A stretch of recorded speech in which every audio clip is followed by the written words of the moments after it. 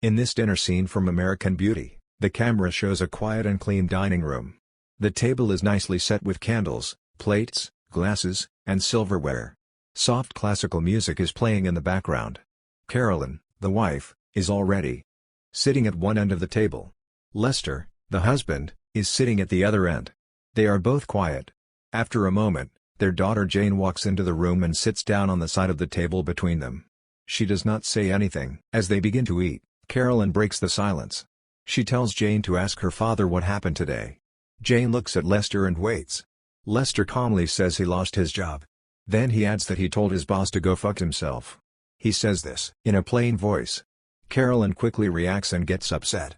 She tells Lester not to use that kind of language at the dinner table, especially in front of their daughter. She begins to shout at him. Lester keeps talking and says he is not sorry and that he finally did something he wanted to do.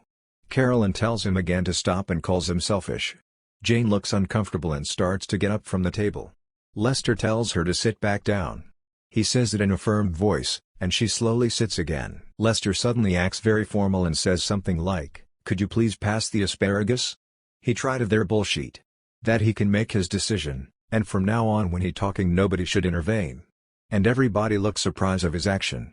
And he stands up to get the food he asked them to pass for the other side of the table. Then, while Carolyn is still shouting at him, Lester suddenly picks up his dinner plate and throws it hard against the wall. The plate breaks and food splatters. The room goes silent for a few seconds.